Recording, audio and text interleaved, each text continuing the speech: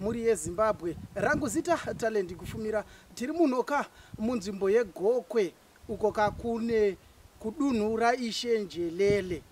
raishenjelele asika ndiko kunonzi kukadomasi kana kuti kumadomasi ameno kuti vanoti chii zita ravo kwakawaulele ndiko kakune mwana uyo ari kunzi akaurawa nemurume akanga achienda kunoisa maglazi kune chimwe chikoro chiri padyo nenzvimbo iyi asika haana kuzosvika kunzvimbo kuya kwaaifana kunoisa maglazi. Chirekedzai tikupei zvizere munyatsonzwa kuti vanoti kudii veukama hwacho vachitaurawo maererano nenyaya iyi. Chiitiko chinosuwisa hama dzadiwa ndizoka zvatati rekedzai tikupei nguva munzwe navo kuti vanoti chii panyaya iyi. Rangu zita talent kufumira. Don't forget to subscribe to Drewmas Media. Drewmas Media taking you to another level.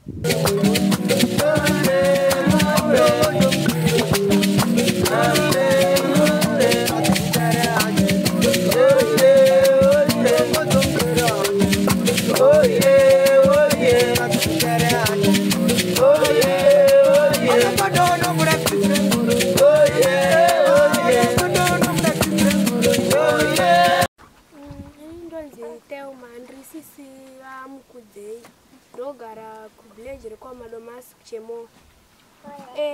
Inini ndaendine mwana tichinda unonosairira mbudzi kumapurazi.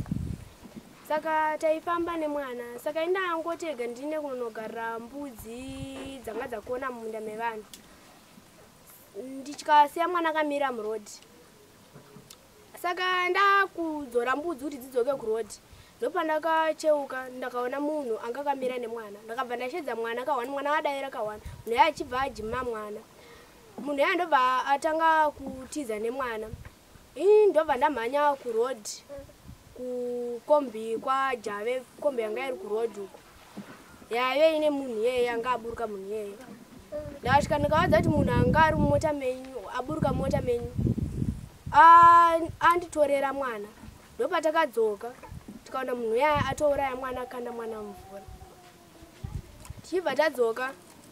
Tichibva ndanzi enda nonoudza vabereki vako kumba kana variko. Ndakabva ndauya. Ini handa kusvika kuudza mama. Ndakasvika ndakabva ndamira kurodi. Ndakaona pane vamwe vakadzi parodi apo.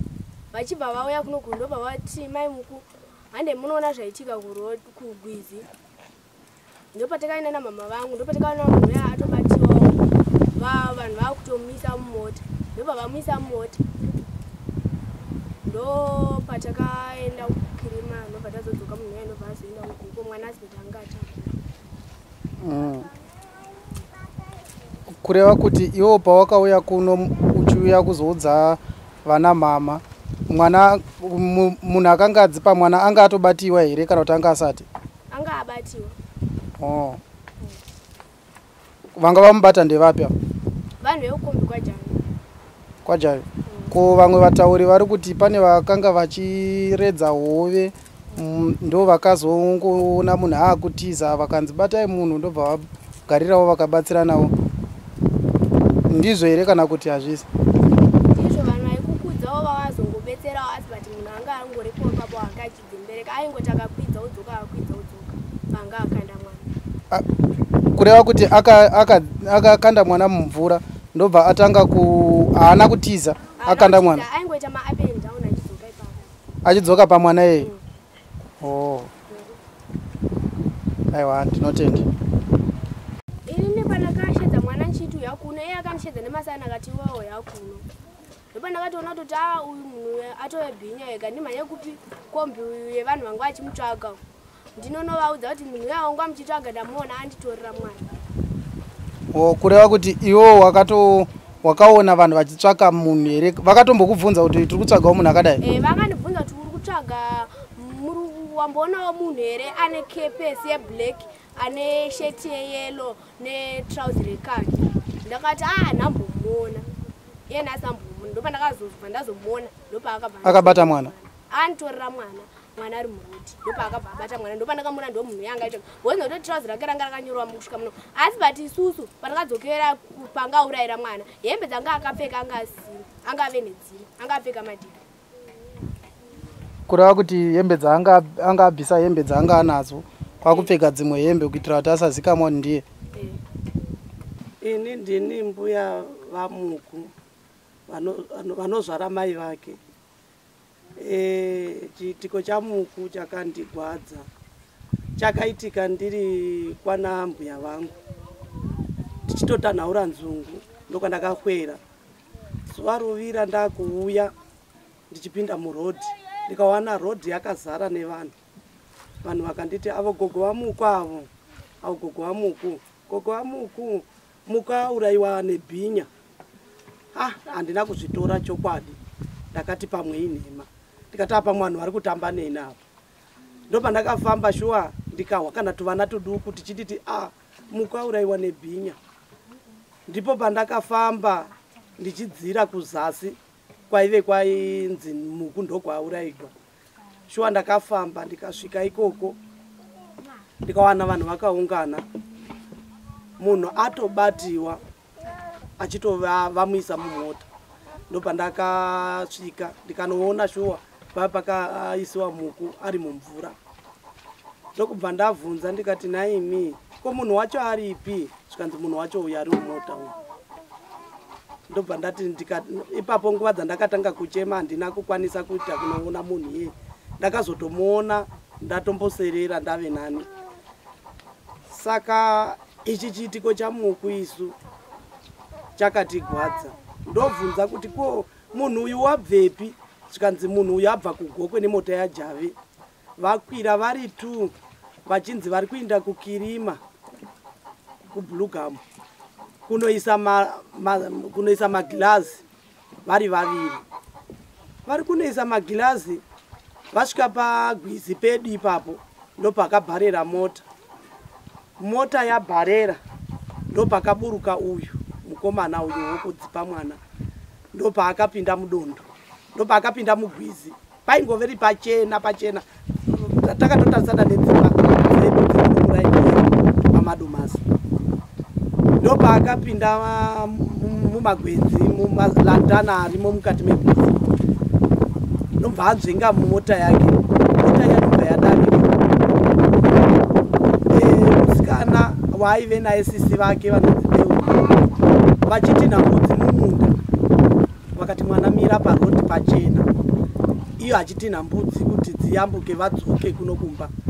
Ndopakanobata munhu iyeye mwana, nobva abata mwana akamurembedza akadzipa mwana. Uya ndobva adedza kuti muku. Uya ndobva ati uya kuno achimupa masaini ekuti tevera kuno. Uya ndobva aona kuti uyu munhu ratobhinya. Ndobva amhanya akati munhu uyu ndowandambohwa achitsvakiwa mumota, regai ndimhanye. Akamhanya mwana akaona shuwa mota yanga yakamira. Uya aivepo waaienda naye achitaura kuti pane mumwe wangu wasara haana kuenda mumota. Saka uya mwana ndobva akamhanya akanosvika pamota paya. Asvika pamota ndobva audza kuti munhu wamuri kutsvaga ndiye munhu atora mwana. Mwana ndandamusiya akamira murodhi, munhu uya akasvika akajima mwana. Saka munhu uya wandidedza nemasaini kuti uya kuno, ndikaona kuti munhu uya ndichaindi kwaari, ndambodedzera hapana munhu andiwo. Saka ndamanyira kobata mota ino. Munhu wenyu abata mwana anga ari mumota muno. Ndobva vadzosa mota ikadzokera kugwizi. Ndobva vakatanga kutsvaga munhu uya. Munhu uya aingodzembereka haana kutiza. Saka pavakamuona munhu uya, pane vanhu vaibva kumaminda nevamwe vai vari mugwizi. Munhu uya paakada kuti atize neikoko achivati vharai muromo, achivapa saini yekuti vharai muromo. Vaendopa vakadedzera kuti munhu wamuri kutsvaga uyu ari kuno uyu. vaya ndo pakaendawo vanhu vechirume vaibva ikoko nobva vagarira nevaya vanhu vaibva kuno kusaidi kuno kwegwizi kuno nobva vamugarira ndobva vangomubatira panzvimbo haana kwaakanyanya kutiza achiinda.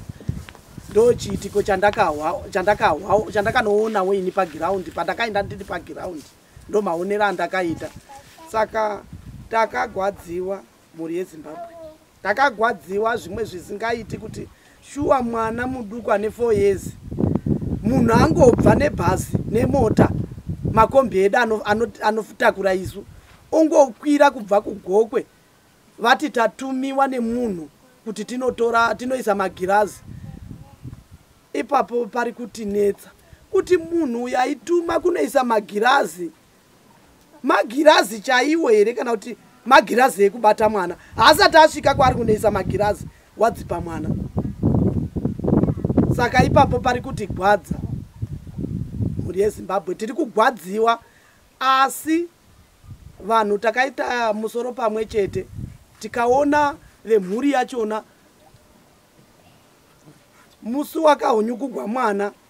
Ndakada pasiya ipapo mhuri yeZimbabwe, musi wakahonyukugwa mwana ava vane hama yakauraya vakadongeredzana nemoto yemapurisa epolisi vaitovepo vakaenda kukirima naivo varipo vakazodzoka vakadai kuGokwe nemwana chitunha chatofa vakadai nacho kuGokwe varipo.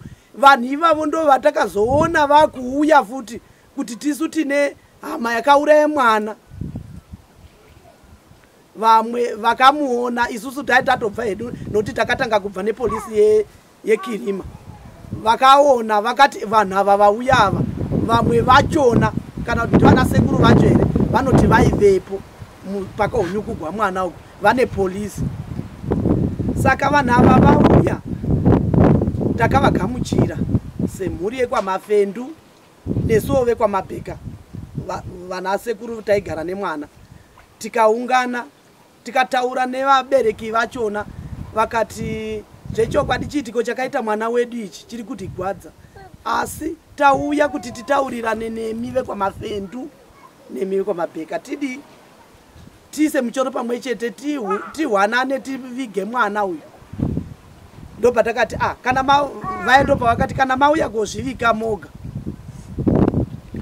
tinoda kuti zvamauya nazvo makatakura kuti mutiudze nokuti hamungatiudzi nemuromo. Vakati tauya ne200 tine ng'ombe haina kuuya tinoita matsamba youya. Vakagamuchira nyaya iyoyo vakati horaiti zviri raiti. Vati zviri raiti vainobva vasiya 200 nobva vadzokera ndokunouya neng'ombe. Ndo patakatanga kuchitaurirana navo vakanzi vari kuda ng'ombe, kuri kudiwa ng'ombe 30 ne10,000. Ndo zvakatanga kutaurika pagiraundi. Vaya vakachema sevanhu nokuti hakuna munhu angatume mwana wake kuti aite izvozvo. Sevanhu vakagarisana mukati menyika tikataurirana. Vaya vakati tikasvitsana paMombe 15 ndo dzatakataurirana tikasvika ipapo kuti vakati 15 shuwa totsvaga. Ndobva tataurirana vakati pari zvino kumba hakuna chunhu, kune ng'ombe 5. Tachichemawo kuti pa5 apa tikupei tikwanise kuti titore mutumbi womwana tivige. Dzasara idzi 10 tozokupai mumasure mekuti tachengetedza mwana sekuti tiri vanhu vataurirana tawirirana tato vanhu vamwe chete. Tikabva tawirirana ipapo shuwa tikati motenga bhokisi nechikafu chichadliwa po ipapo pamwana. Vakaita saizvozvo vekuno vakainda vakanoona ng'ombe idzodzo dzikatinhwa neveko dzikauya. Vanhu vakabva vachiinda nguva musi iwoyo wemandi vachiinda kunotora mutumbi womwana. Vasvika kuma 6 kuno uko tikafume kuseni. Mwana anenge aita zvekupondiwa kudaro haasviki pamusha. Vakafanowana tavakamusasa nechemumunda tongoti kusango. Ndo pavakawana tavakamusasa. Mota nyota yakasvika tikagamuchira mwana vanhu tikaisa musasa imomo tikagara kudondo ikoko kukaedza vakachera vanhu tikachengetedza mwana tikapedza tikaita dare redu vaya tikavasunungura kuti vachidzokera tikataurirana zvatakataurirana navo vachibva vadzokera. Ndingati ndiwo mashoko mwana shuwa takaviga, ndiwo mashoko angu sagogo mai vanova ndo mai vemudzimai. Alright, ndanzwa muchiti makataurirana navo vakabvisa mombe, muchiti makachabvisa mombe 15. Ko pamari makazovasiya vakadaro ikati makaisa mari ipapo futi? Aiwa, pamari hatina kuzovabisisa, takazongotaurirana pamombe 15. Saka yakaenda kwamambo here nyaya kana kuti makangotaurirana pachenyu sevanhu vakagarisana? Pavakauya ipapo mambo aitogadza mamwe masabhuku kurainire pamberi pedu apa, ndokubva tapedzerana navo uku tikati vakatitakura vamwe vashoma vana baba vachona nana sekuru vachona vakaenda navo kwamambo. Mambo anga ari muno munharaunda, vakanotaurirana vakapedzerana. Mambo akasainawo zvakasaina akati kana mawirirana zviri right. Mambo akati ndinodawo yangu yekuipisa kwawaita mukati menzvimbo yangu, ndoda ng'ombe 1. Ndi mambo vapi vakataurirana navo? Mambo Gumbero. Vakabisa ng'ombe iyo yakatobisiwa. Alright gogo, tinoziva kuti panoshaika munhu vanhu vanenge vachida kunyatsoziva kuti chii chaitika pakushaika kwemwana handiti. Saka vanopedzisira vaenda kunenonzi postmortem vonzwa kuti zvii zvaitika, kuti hapana chimwe here chashandiswa nemunhu kuti zvizokonzera kushaika kwemwana kana kuti zvinhu zvakasiyana siyana. Saka akaenda here postmortem? Akaenda kupostmortem kuBulawayo, akauya mwana akanzi mwana akadzipwa pahuro. Ndozvoga angodzipwa pahuro mwana anobva anyarara, haana patsi raakabisiwa, hapana. Saka kudzungaira kwakuita munhu kwakuri kudzungaira kwekuti haasi kuziva kwekuenda here kana kuti aida kuzodzokera munhu wake? Uyu munhu uyu kana kuti titi kuda akaita akabatiwa here makumbo kuti asingachatizi nemunhu wanga atouraya here mwana uyu, kana kuti kuda aidzivaira kuti hapana here vanhu abise zvaaida? Hazvina anoziva. Hazvina anoziva, nokuti akazokurumidza kubatiwa asati aita zvaaida kuita. Vana chaivo vakuhla, nyangwe yesu vakuru chaivo kuti tikwire kombi yajave iyoye teta kutotla kuti pamutogona kuzokanzana nebhinya riya nemamwe mabhinya wavemo, nokuti yakutohlisa vana kuti inda kung'ombe haachadi mwana, inda kuchikoro, vana kuchikoro chaiko haachadi, takuinda mwana tonotora todzosa totevera mwana tichingodaro. Usiku chaihwo vana vanoti tikirei mutosiya makiya, vana vari kutohla kana kuvata kana voka vari kutohla vana. Saka ratodambudziko chaizvo mukati menzvimbo yedu yechemowa. Tatone dambudziko kuvana, vana vari kuhla zvokuhla zviya, kana kuti abude pashi chaipo mwana ari kutohla. Toereti tiri kutoisa zvigubhu mumba, zvimapeni mumba kuti vana varasire mvura mumba imomo, nokuti vana vave kutohla.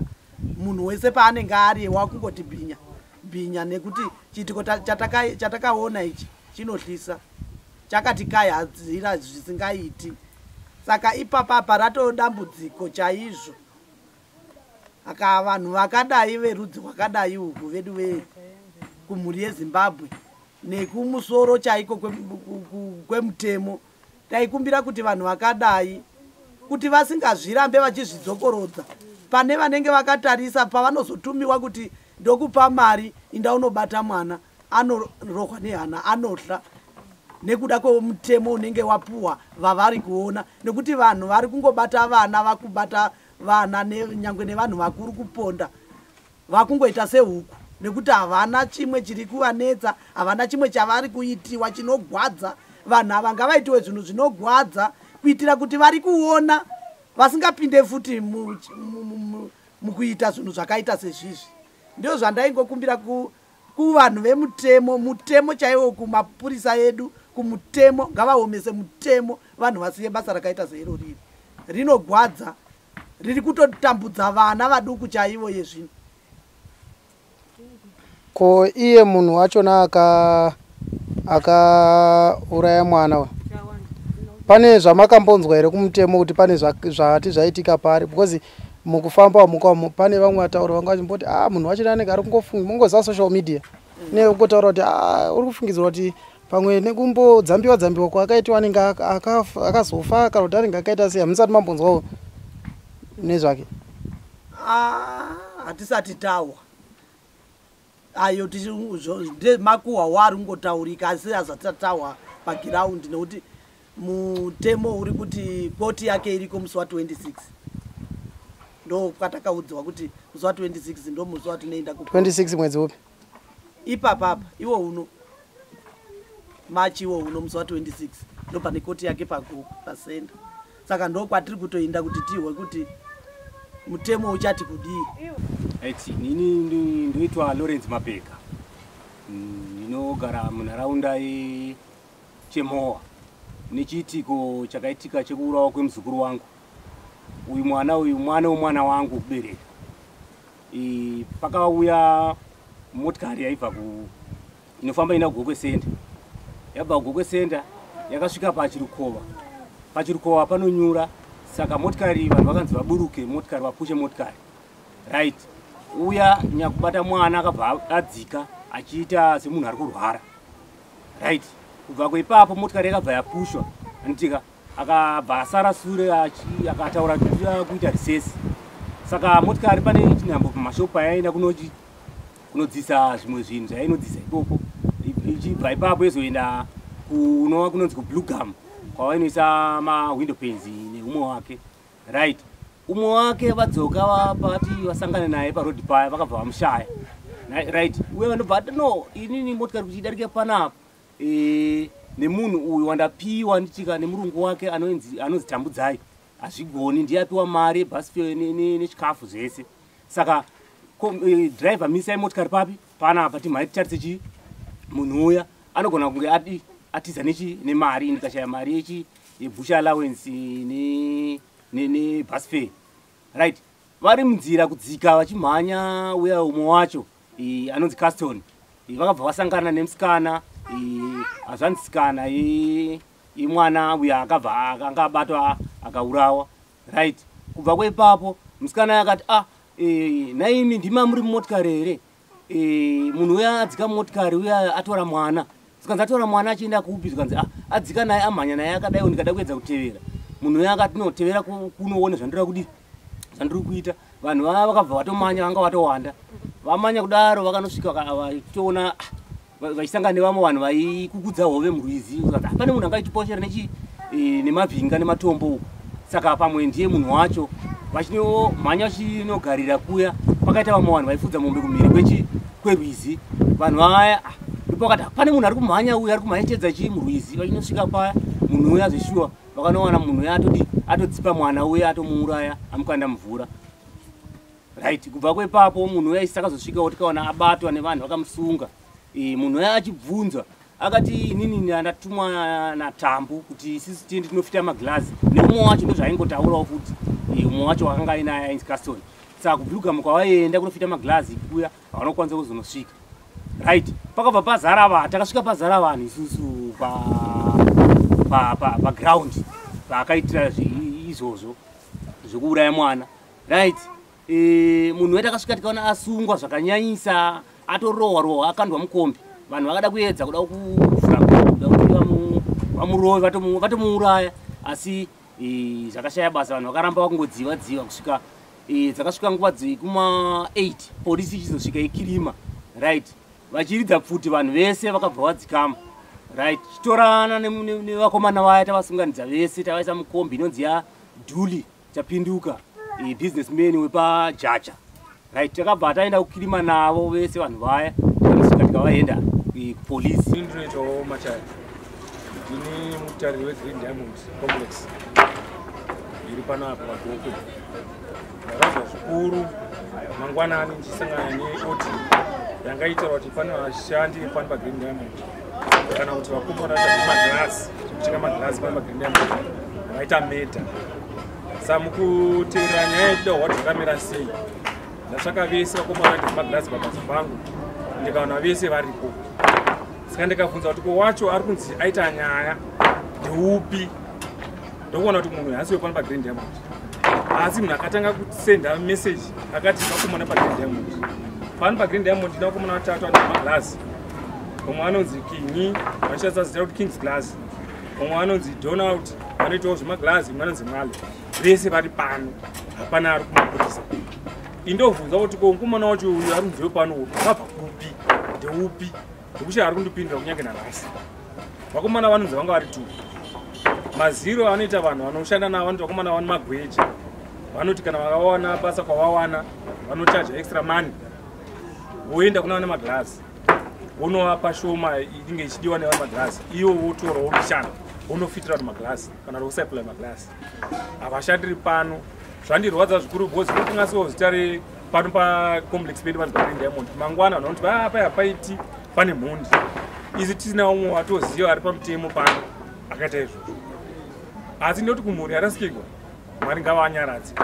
Asi kunouya akasenda message achitaura pamusoro pokuti vanhu vepano iye asina kuverify kuti vanoshanda pano paGreen Diamond, ndiri kumutsvaka kunyange nanhasi ndimubvunzewo kuti iwo pakaputsa mashoko okuti Green Diamond wakanga wazvaona kupi, because ndinombora repetition yecomplex yangu. Ini ndiri pakutsvakawo mari through materials angu. Saka kana hapasina tenant iri pakati pangu yaita izvozvo, munhu otaura pamedia kuti ndo zvaaita, hazvina kundiitira zvakanaka. Saka ndinoda kutsvaka munhu iyeye, kana dai zvaigona auya oga ataura neni kuti ndakataura musaziva, because ndikazomutsvaka ndikamuwana asina kuuya oga handionesi kuti chichapira zvakanaka. Saka ndati nyika yeZimbabwe ngaizive kuti Green Diamond yakachena, handina matenants angu ane nyaya yekutsvagwa seizvozvo. Vakomana vanzi vaviri, wokutanga akaita nyaya dzake ini totally semunhu handomuzivi. Wechipiri wacho ndinomuziva kumuona achisvika pane hanzvadzi yake inonzi King Glass, inoshikamba inonzi King Glass, vanonzi Maisha Neo. Iye hanzvadzi yavanosvika pana kutana sisawo chitinova mhoroso munhu atoziva, kwete kuti vane chekuita pano. Kwatoziva kwanoshandira vanoshanda kunonzi Gokwe renkuko, kwatoziva vanoshandira ikoko, kwete pana. Isusu pana hatigoni kuti munhu akasvika chona amai ake timudzinge, wazana kachitonga zvomusha mavo kana vachipana mabhizinesi pachavo, haisi mhosva. Kwete kuti kana pazoita nyaya vanhu vofambisa shoko rokuti munhu ndiwe paGreen Diamond vasina kuverifya ndiwo pano. Itine pana tine list yevanhu vanoshanda pano, matenants angu nevashandi vavo. Kasi wacho anonzi Kasi, hapo akamaona video mukomana akapfeka worksuit yegreen ainzi aenda kunoisa maglass koko, hasi wepano pana hanzvadzi yake, ende kutaurwa kwazvo ari kunzi hana chanoziva pamhosva yacho. Uye wechipiri ndikutozama kuti titsvake kuti pane anongaziva here ruzive kuti bhozi vanotaura vandibadza namashoko vati aimboshanda paseri pedu apa, kana pachigona kuonekwa nevideo ndo paimboshanda pane zvemaglasi kuti apo kunonzi ndo paimboshandira ipapo, achishanda nasekuru wake ipapo. Saka zvekuti pano hameno tichiti kuverify nyaya igadzirwe zvakanaka, bhozi ndagwaziva kusvire kukanganidzwa zita kuti chakashata. Tinoda kushandidzana nenyika yeZimbabwe zvakanaka, tirambe takachena, makazi medu auya pana akasununguka. Achiziva kuti isusu hatisi mhondi, tiri vanhu vanoda kushanda zvakanaka, tiri vanhu vaita zvakadaro. Ndinokutendai nemusakuense muri Zimbabwe. Ini ndinonzira Shobhi, ndiri hanzvadzi yaKasi, wacho ari kupomerwa aive nemunhu akazodziva mwana. Uyu mukomana wanga naye tinongomuziva wachiita zvemaglasi, anotombouya wachitora maglasi achidii. Saka akanga atonziwo enda unoita basa labor kuita maglasi. Asi izvo yaanoratidza kuti njere dzake dzinenge dzisina kunyatsoita zvakanaka. Saka isusu takunzwawo zvaakubuda vanhu vachitaura kuti paGreen Diamond ndinoita zvemaglasi panapa, ndoshanda ndiri anda King Glass paGreen Diamond, but munhu panapa isu hatimuziva, hatishandi naye. Waakanga anaye hanzvadzi yangu ndiwo atinoshanda naye, saka vakanga vangotora nawo kuti vanobatsirana basa pachikoro. Then uyo zvakazomubata zvekuti akazodzingirira akabata mwana akakanda mwana mudhuze. But isusu pano paGreen Diamond vanhu vemaglasi panapa hatiiti zvinhu zvakadaro. Saka zviri kutenderera zviri kutaurwa izvo kuti vanhu vepaGreen Diamond hazvisiri izvo, haisiyo information yekuti vanhu vari paGreen Diamond ndo vakaita izvo. Ko hanzvadzi yenyu iyi yanga ichisenza nemunhu uyu vakatanga kusenza vese zvarini? Hanzvadzi yangu hashande nemunhu, hanzvadzi yangu anotoshandawo ari pake, iye anotori nepake paanoshandira, but vakanga vangobatana kuti sezvo uye vari kunoita basa kuchikoro, basa rakati wandei vanobatsirana kuita basa rechikoro. Honguka mhuri yeZimbabwe ndicho chiitiko chatanga tiinacho. Ndinovimba kuti manzwaka, hanzvadzi, sekuru uyezve nagogo vachitaura chiitiko mafambiro achakaita kusvikira mwana vazowana mwana paakaurayirwa, uye nekuwanazve munhu akauraya mwana paakaurayirwa mwana achizokandwa mumvura. Ndipo pamvura patiri pano nhasi uno ndo paakaitikira nyaya dzacho. Tatiregedzai tikuratidzei padzakaitikira, tiregedzai tinokupai chimwe chirongwa chekuri kunzi ndo kwakabva munhu uyu achiuya kuno kuzoita mabasa aya. Paakabva kwanzi panonzi paGreen Diamond, tiregedzai tinonzwauka vepaGreen Diamond vachitaura, tinzwei kuti zvii zvakaitika, zvii zvakatora nzvimbo. Naizvozvo don't forget to subscribe to Drewmas Media. Drewmas Media taking you to another level. Rangu zita Talenti Kufumira Chisarai.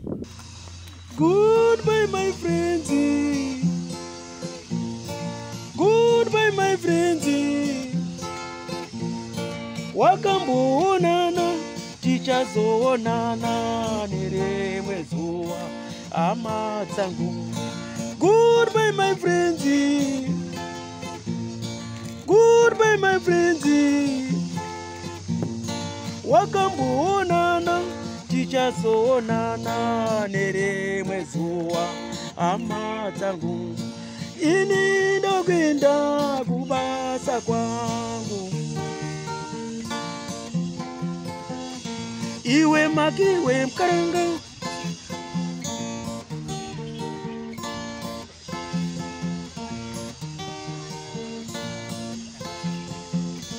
iwe makiwe mkaranga, iwe makiwe mkaranga.